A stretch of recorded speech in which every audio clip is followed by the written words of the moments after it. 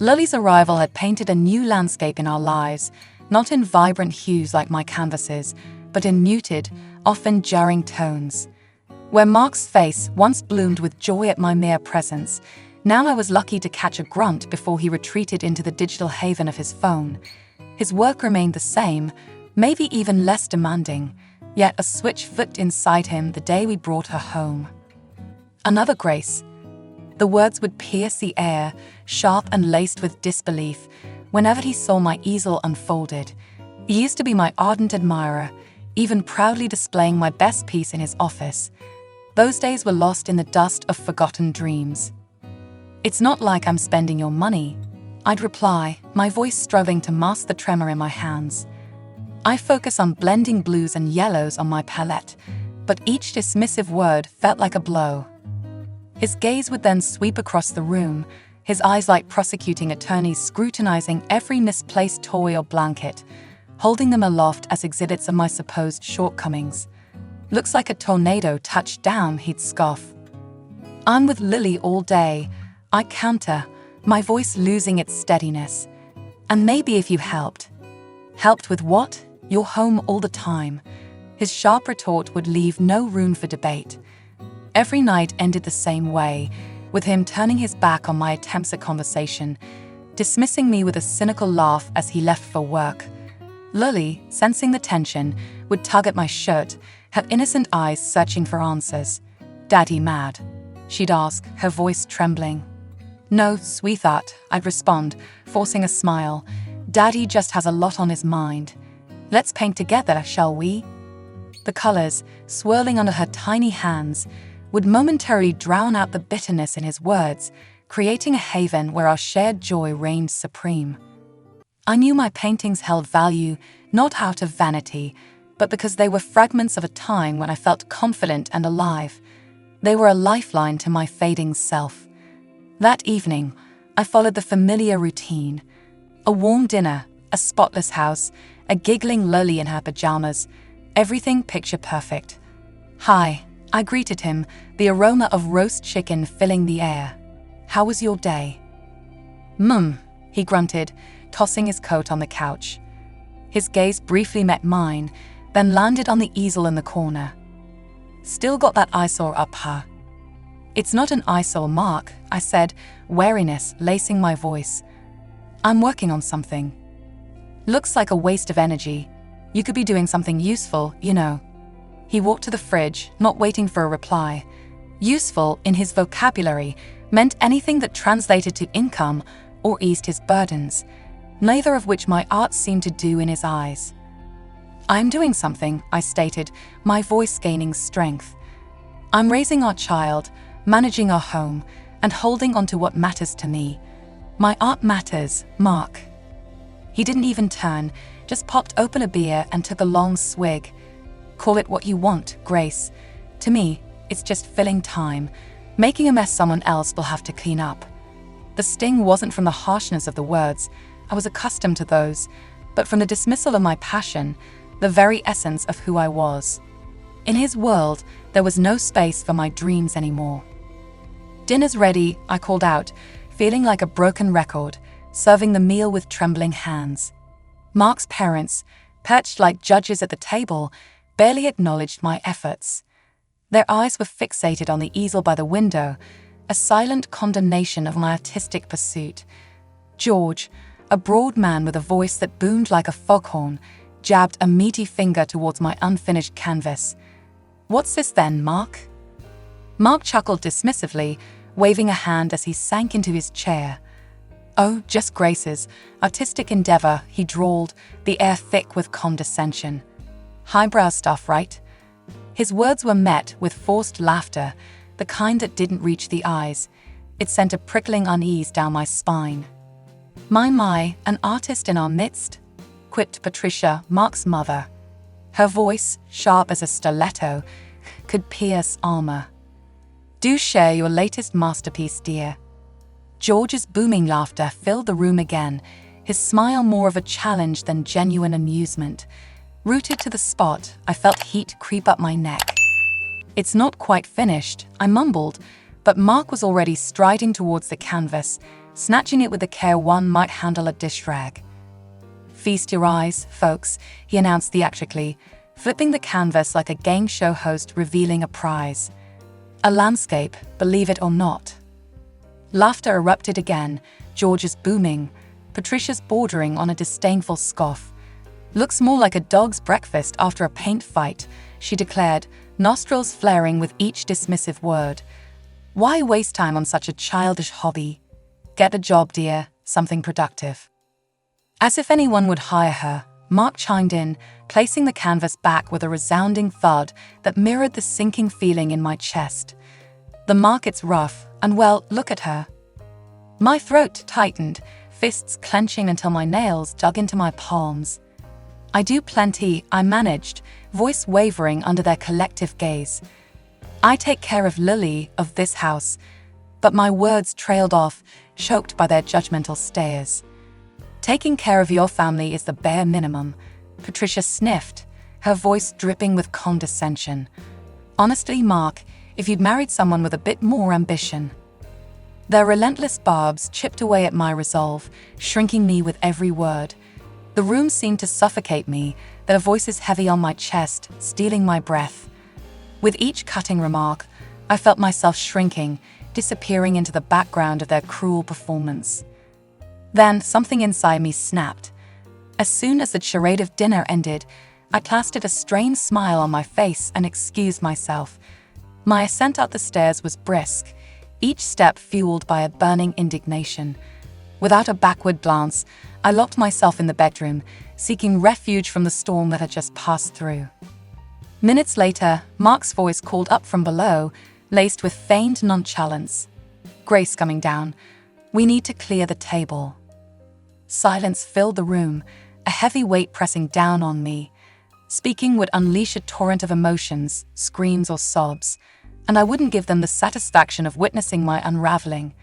Instead, I delved into the grim reality of our bank account on my phone, a frown deepening the lines on my forehead.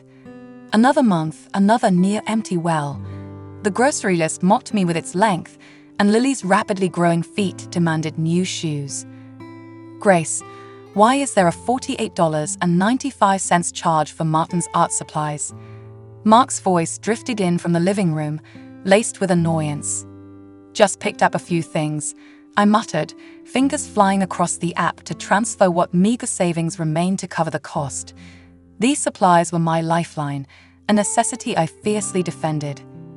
"Come on, Grace, that's money we could have used for something important, right?" His tone was neutral, even yet held a tinge of something else. Disappointment? Resentment? "Art is important to me, Mark, just like your golf," I replied, omitting the fact that his clubs could have stopped my art supplies for a year. "Yeah, but golf is networking. It's part of my job." "What does your painting get us?" "A messy house and wasted money," he grunted, dismissal clinging to each word. "It gets me through the day," I whispered, the familiar battle raging within me. Mark scoffed. "Through the day. We need to be smart with money, not just throw it at whatever gets us through the day.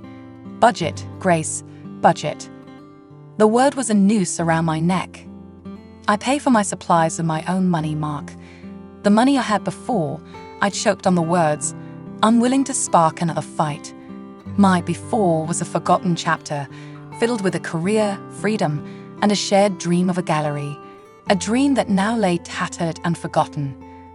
"Your money is our money, isn't it?" he countered, his voice laced with the implication that my financial independence was a distant memory. "And that your money is drying up fast. What then?" Later at the store, I navigated the aisles, a frugal hawk scrutinizing every price tag. Every compromise, every cheaper brand chosen, was a silent exchange with them, a silent defiance against the erasure of my dreams. Swapping coveted artist-grade paints for their miniature, bargain basement counterparts felt like thievery. Each tube slipped into the cart with a quiet apology, invisible eyebrows raised in judgment. Back home, I unpacked the groceries with robotic precision, each item a stark reminder of our precarious financial tightrope walk. "Luxury shopping spree, are we?" Mark's voice held a familiar edge, his gaze settling on the generic cereal and discount pasta. "Just tightening the belt," I replied, eyes downcast, desperately tucking away the receipts like evidence of my crimes. He rummaged through the bags, an inspector searching for discrepancies. "Where's your usual yogurt? And isn't this the budget brand coffee?" he questioned, his tone laced with accusation. I shrugged, feigning nonchalance as I stored away a can of tomatoes. "Prices have gone up, gotta make some cuts." "Except your art budget seems awfully stable," he countered, his gaze landing on the new brushes I'd strategically hidden under a loaf of bread. My head snapped up, meeting his eyes for the first time since the conversation began. "This keeps me sane, Mark," I stated firmly, fist clenching the countertop to steady the tremor in my hand. "My art keeps me sane." He scoffed, a chilling smile playing on his lips. "Sanity's a pretty extravagant luxury these days, isn't it?" His words were deliberate, barbed arrows targeting my passion. That night, my painting wasn't fueled by passion, but by a simmering frustration. Each stroke was a challenge, a sacrifice carved from our budget to fit within the rigid mold of Mark's expectations.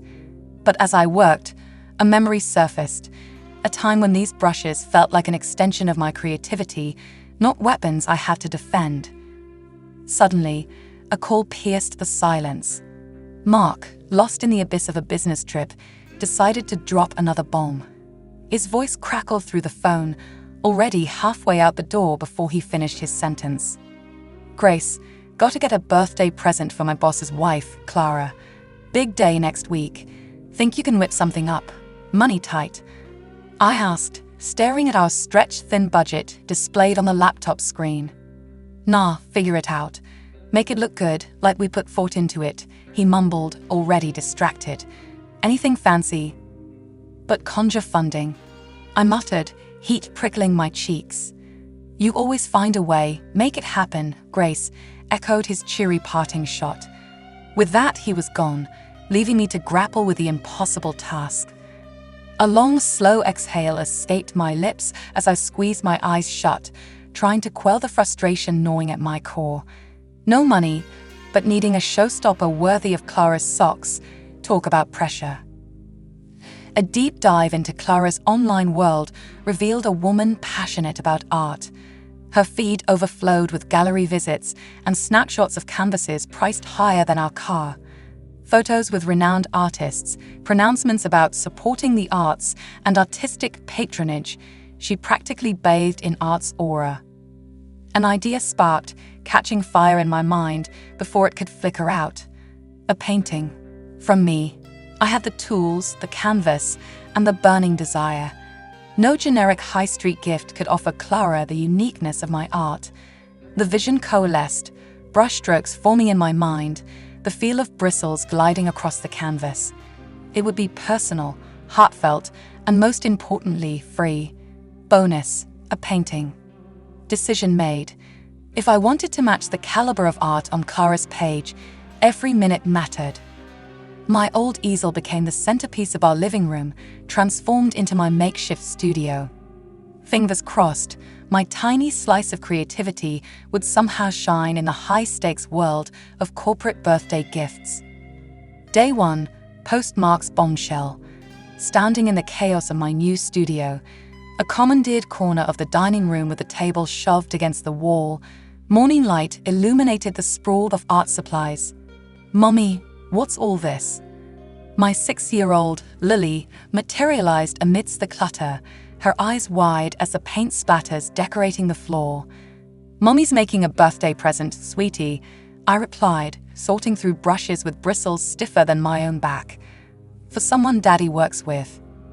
She picked up a brush, inspecting the dried paint with the expertise of a seasoned critic. "For a lady Daddy works with?" she questioned, her brow furrowed in confusion. Lily's innocent question, "But why can't Daddy buy something?" pierced through my focus. Unable to unpack the complex realities of our financial situation or my marriage in that moment, I deflected. "Lily, go watch your cartoons, will you? Mommy needs to think." She grumbled under her breath, mimicking my tone with unsettling accuracy before retreating to the living room. I was left alone with my dilemma. The week blurred into a whirlwind. I doubled down, transforming from daytime mommy to nighttime Picasso. The blank canvas blossomed with life, mirroring the chaotic swirl of my own existence. Mark remained radio silent, no calls, no texts, nothing. Absorbed in his charts, deals, and whatever else held more significance than connecting with his wife. Lily, however, became my constant companion, drawn to the vibrant dance of colors on the canvas. "You're really good, Mommy," she announced one day, her voice filled with genuine awe. "You should draw stuff more." Her simple praise resonated deeply, like the most meaningful critique I could have received. "Think so, huh? Maybe I will." Finally, the night before the unveiling arrived. The painting stared back at me, complete. It wasn't just art. It was an outpouring of everything I couldn't express or do, woven into a visual tapestry. Sleep evaded me, anxieties swirling like storm clouds. What if Clara hated it? What if Mark dismissed it as wasted time? The what-ifs tormented me. But morning arrived, bright and clear. I wrapped the painting in plain brown paper, adorned with a cheerful bow fashioned from Lily's hair ribbons, a whimsical touch amidst the serious occasion. And so there I stood, amidst the throngs at the boss's wife's birthday bash, clutching the gift like a lifeline. I felt invisible, desperately wishing to melt into the background. Mark materialized amidst the crowd, freshly returned from his business trip, the epitome of success, except for the glaring absence of a picture-perfect wife on his arm. His eyes scanned the crowd, settling on the well-dressed, polished women before landing on me like a physical blow. His expression contorted, like he'd bitten into a sour lemon. His head shook subtly, a dismissive gesture intended only for me. The room seemed to dim, the music fading into a distant hum. All I could hear was the frantic pounding of my heart. His gaze fixated on the wrapped package, sending a jolt of apprehension through me. His eyes narrowed, a familiar storm brewing behind them. I knew what was coming before he even opened his mouth. "What's that?" he hissed, barely containing his irritation. I clutched the package tighter, a futile attempt to shield myself and my creation from the impending onslaught.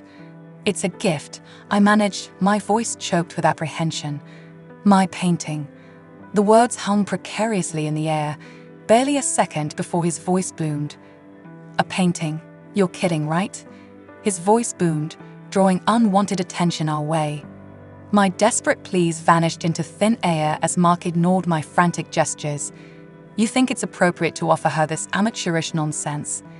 His booming voice drew murmurs from the crowd, soft whispers building like the rumble of approaching rain. "Mark, please," I hissed, mortification flooding my cheeks like a wildfire. "Have you lost your mind?" He roared, silencing the entire room in an instant. All eyes were on us, a captivated audience in a macabre play. I yearned to disappear, to evaporate into the very floorboards beneath my trembling feet. His face contorted into a shade of crimson I'd only ever witnessed on enraged traffic lights. "Fantastic, Grace, truly fantastic," he spat, throwing his hands up in exaggerated exasperation. "Do you ever give anything a second thought?" The heat radiating from my cheeks confirmed my burning blush. My hands shook uncontrollably, yet I clutched the package tighter, the only anchor in this swirling storm of humiliation. Drawing a ragged breath, I desperately searched for the kernel of hope that had fueled my decision. "Thanks to your brilliant idea," he added, his voice dripping with icy sarcasm. "We're about to become the evening's entertainment." His pointed words were aimed at anyone within earshot, even those feigning disinterest. My lips parted, primed to unleash a torrent of defense or a desperate plea for silence. But what words could I offer with the room holding its breath, every gaze a searing judgment? I stood frozen, branded as the fool he'd christened me, yearning for the merciful embrace of the earth. The laughter that erupted after Mark's outburst felt like a shower of poisoned arrows. Even as the room tilted and blurred, I locked eyes with the boss. His expression was unreadable, a puzzling mix of detachment and curiosity. And then there was Clara, the guest of honor. Her frown held a strange blend of concern and intrigue, a tiny spark of hope flickering in her gaze. Silence descended once more as Clara raised a hand, her calm voice effortlessly silencing the murmurs. "Let's settle down, everyone. Let's see what Grace has brought." My movements were mechanical, my hands still jittery as I peeled away the paper, revealing the canvas. The artwork blossomed before the room, an eruption of colors and shapes imbued with the emotions of countless sleepless nights. Clara's eyebrows shot up in surprise. "Oh my," she gasped, the air thickening with anticipation as everyone waited for her verdict. Clara's voice cut through the buzzing tension. "This is quite something, Grace." Mark grumbled a dismissive, "Yeah, something all right," but I ignored him, searching Clara's face for a reaction. It's for you," I stammered, "happy birthday." She tilted her head, studying the painting with a mix of curiosity and fascination. "It's bold. I like bold, don't you, darling?" She nudged her husband, drawing him into the conversation. The boss, usually an impassive figure, offered a hesitant nod. "Don't see something like that every day," he commented. Mark, still fuming, tried to interject. "Oh, come on, you're saying you like this mess." But Clara's voice snapped him back to reality. "Mark, watch it," she warned, her gaze hardening. "Your wife has talent, and I won't tolerate any more embarrassment from you. It's unbecoming." An awkward silence descended, thick enough to cut with a knife. Clara continued, her voice softening. "Look at the colors, the feeling in it. It's alive." Mark, ever the pragmatist, tried to salvage the situation. "Well, sure, if that's your taste." Clara cut him off again. "It is. This painting goes right in the foyer." I blinked, unsure if I was hallucinating. "You sure, babe?" The boss chimed in, his voice laced with doubt. "It's not exactly." Clara shot him a silencing look, and he trailed off. "Standard, right? It's unique." She extended her arm towards me, a beacon of support amidst the high heels and expensive suits. "This, folks, is a real gift. It has soul." The murmurs returned, but this time with a different tone. People nodded in appreciation, some even looking at me with newfound respect. Clara, still holding my painting like a prized possession, turned to me with a knowing smile. "So, Grace," she announced, capturing the room's attention, "ever considered showcasing your work? Like in a gallery?" Mark scoffed, but I barely heard him. My eyes were glued to Clara, her unwavering belief radiating warmth. "Nah, who'd want to see my stuff?" I mumbled, self-doubt resurfacing. Clara's eyes held a steely glint. "What's to know? You jump in, I'll help, right?" Her tone wasn't a question, it was a declaration. A nervous giggle escaped my lips. "Sure, right?" Clara beamed. "Good, it's settled then." The room buzzed with excitement. People who previously ignored me were now vying for my attention, eager to discuss my art. It felt surreal, like stepping into a parallel universe. Suddenly, Mark reappeared, his hand landing on my back, sending a jolt through me. "You're not serious about this, are you?"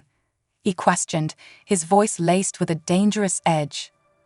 I turned to face him, feeling the weight of the crowd, the pull of a new chapter. "Yeah, I am," I replied, my voice stronger than it had been in years. He looked at me, finally truly seeing me for the first time that night.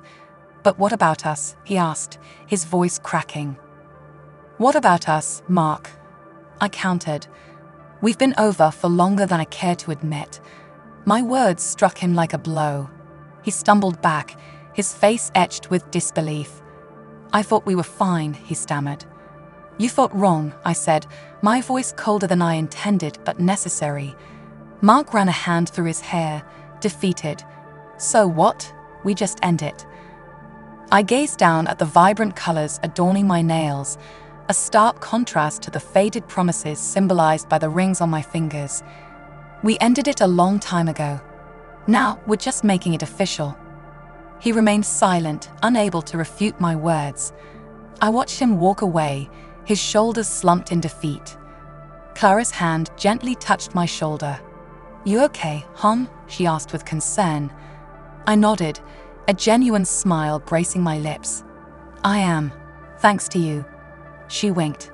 "What are friends for, right?" Then her gaze softened.